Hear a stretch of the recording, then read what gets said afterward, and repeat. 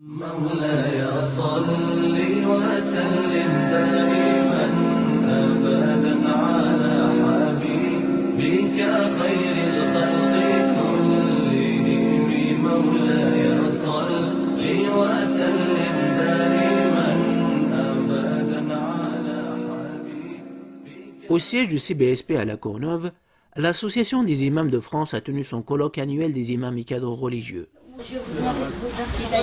Cette rencontre, organisée sous l'égide de l'Union des organisations islamiques de France, est la 6e en son genre. Elle traduit l'intérêt que représentent les imams et les cadres religieux.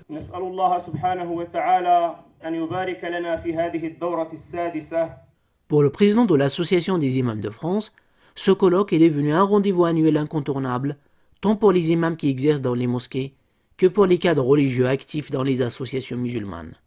En France, on a besoin d'imams qualifiés, d'imams qui connaissent le contexte, d'imams qui connaissent l'histoire de la France, qui connaissent ce que c'est que la laïcité en France, pour pouvoir agir en tant que citoyen dans la fonction qui est d'imam. Les enjeux sont réels.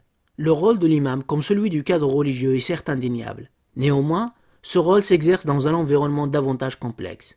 Dès lors, la formation des imams et des cadres religieux devient indispensable. L'imam, il a la responsabilité d'éduquer, d'orienter et d'enseigner aux musulmans leur religion. Et aujourd'hui, ces imams qui ont cette lourde responsabilité ont besoin certainement de se retrouver ensemble pour discuter ensemble, pour échanger entre eux. فالإمام ينبغي أن يكون مثالا في خلقه وفي سلوكه. Pour le chercheur Tarek Obrou, l'institution de l'imama ne peut être figée. Il doit se repositionner et occuper pleinement sa place au sein de la société française, à la fois occidentale et laïque.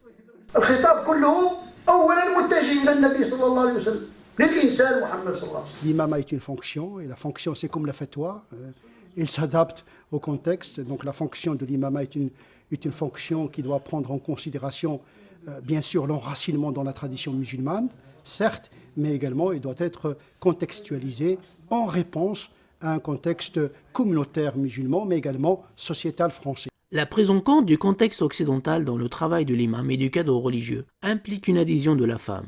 En effet, depuis le lancement du premier colloque de formation des imams il y a 6 ans, l'Association des imams de France constate une progression de la participation de la femme à ce rendez-vous annuel. Alhamdulillah, Allah m'a honoré de ne pas laisser une rencontre depuis 6 ans, une rencontre des imams. Et nous aussi, le Moushidat, on croit que notre rôle, c'est de compléter le rôle des hommes. Pour aider les imams et les cadres religieux à appréhender les différentes mutations au sein de la société, l'Association des imams de France a fait appel à des spécialistes des sciences humaines.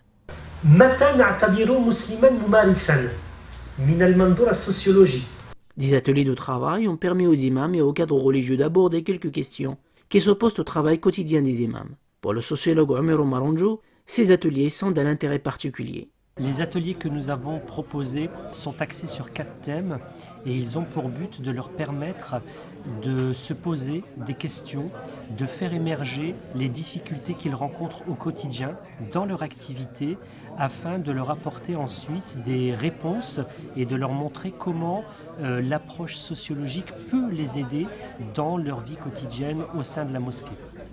Ainsi, ces ateliers ont débattu, entre autres, des rapports des imams avec les pouvoirs publics et des relations avec les représentants des autres religions.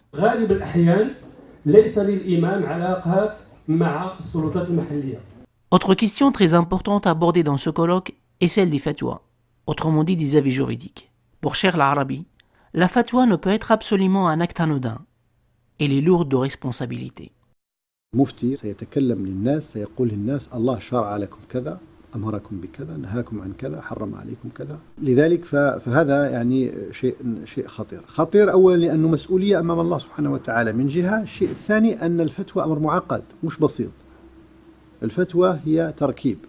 Les conclusions de ce colloque feront l'objet d'une charte de travail qui sera élaborée par l'Association des imams de France. L'association a annoncé par ailleurs la tenue prochainement des rencontres régionales des imams. On aura des mini-colloques régionaux, on a pris la décision. Et puis, on aura le prochain colloque, le 7e, Inch'Allah, par la grâce de Dieu et par l'effort et la volonté de chacun d'entre nous. Cette annonce de rencontre régionale a ravi les participants, déjà conquis par la tenue de ce 6e colloque national des imams.